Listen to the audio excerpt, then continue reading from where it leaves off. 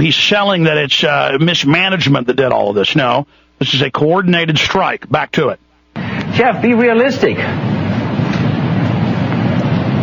Jim, what do we need from our G7 leaders this weekend? Well, what they need to do is, go down to the bar and have a beer and leave the rest of us alone. Let the people who are sound succeed and let the other people fail. And Jeff, what I'm afraid of is they're going to keep doing what they've been doing, which the market hates. You can see the market hates it because this is going to unleash rampant inflation around the world, rampant confusion in the currency markets, and you're going to have currencies gyrating all over the world.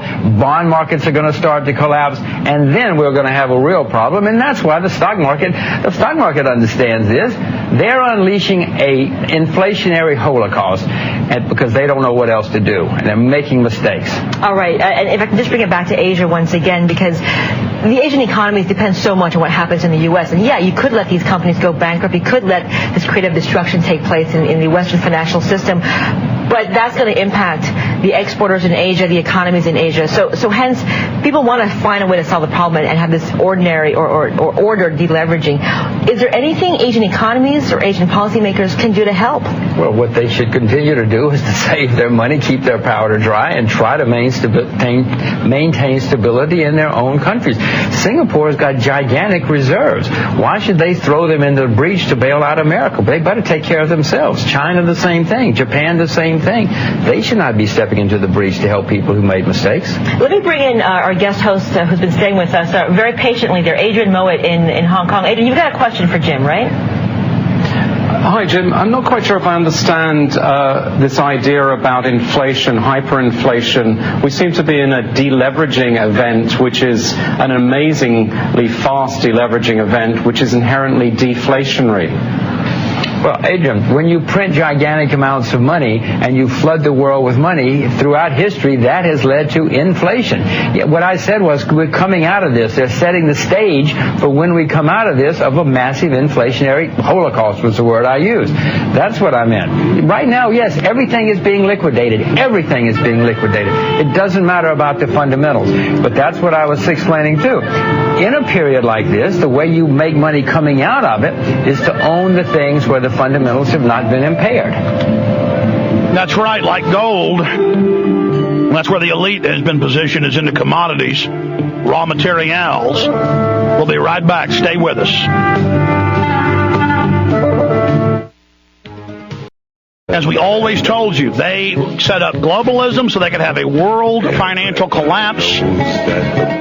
All the major European ministers have said, as well as the U.S. economic minister, paying the money indirectly to himself. Henry Paulson has said over and over again he wants a new world order. We even have a clip of him saying that.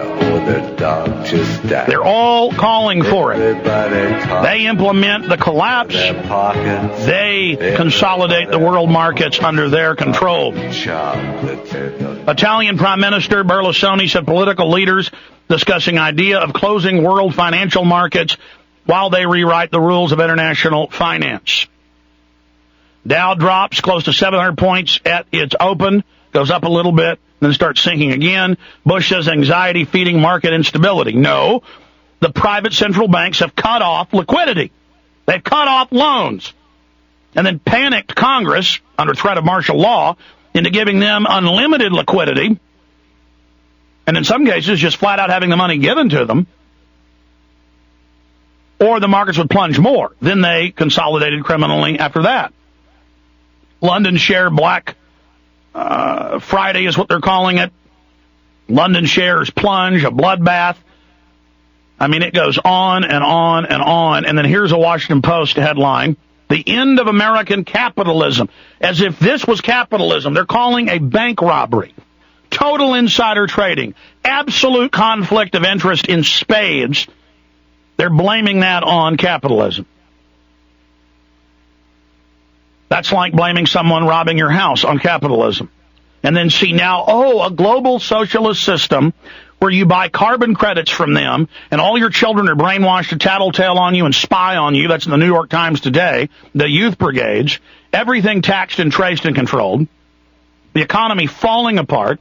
government make-work projects where they force you to go to work for the government. Even if you work for a private, quote, company, it's going to be pure fascism. They'll be paid fiat currency by the new global banking system through the regional banks. It'll still have, America, England on the name, Germany on the name, but it'll be internationalized.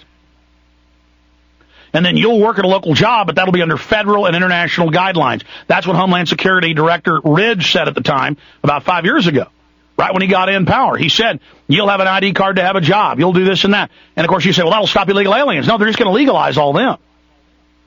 To further drive down the wages, the elite's enemy is the middle class.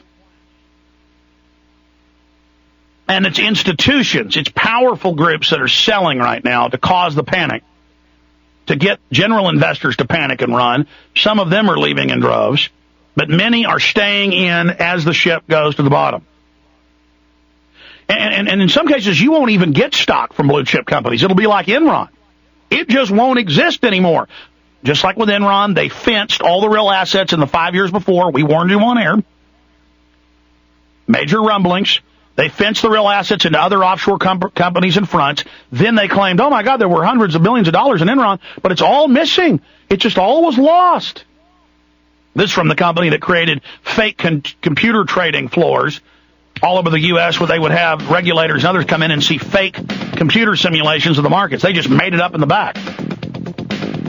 Absolutely fake, absolutely criminal. You gave these bankers a false fiat system. They're going to take advantage of it. They're going to go for the stars. They're going to go for broke, like Napoleon or Julius Caesar or Adolf Hitler. They're going for broke right now. Alan Watt is coming up, and a lot more. Stay with us.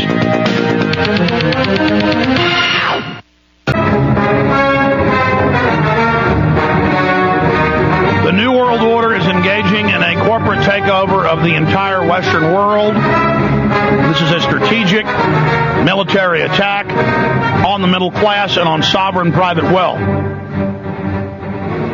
Italian Prime Minister Berlusconi says political leaders discussing idea of closing world's financial markets while they rewrite the rules of international finance this weekend in Washington, D.C. and Camp David.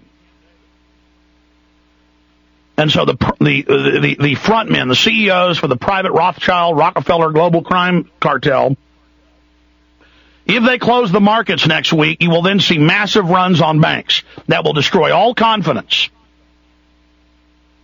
which what they've been doing. Remember 2 weeks ago, depression.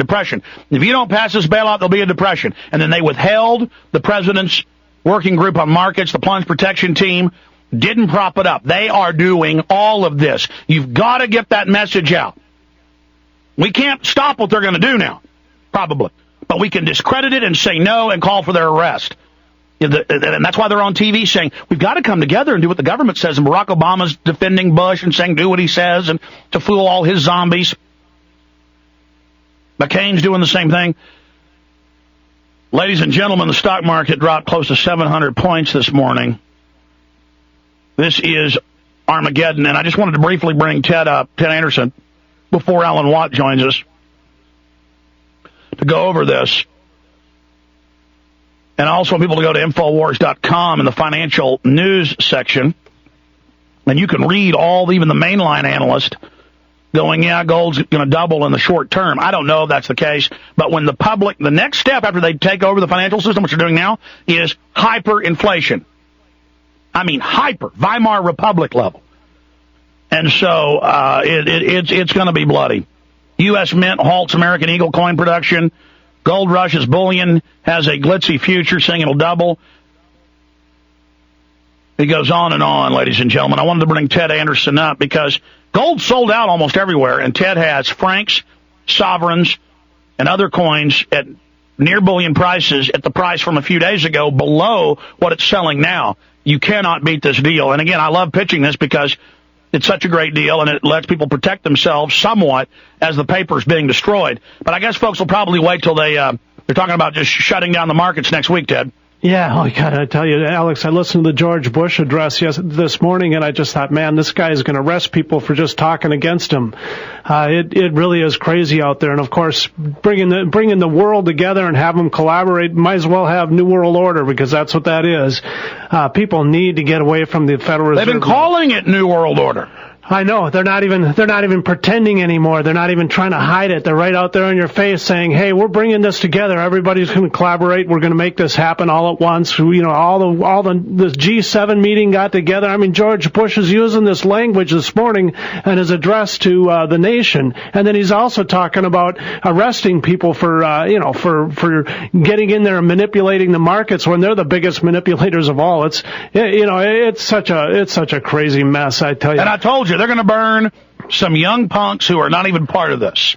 I said that years ago. When they did this, they would string up a few nobodies, and oh, man. And yesterday, Alex, I thought, we're going to get a brief bit of relief here because gold is backing off a little bit and our business is going to slow down. We'll be able to catch up a little bit, and no way. The market just tumbled. Gold and silver went up, and the feeding frenzy continued.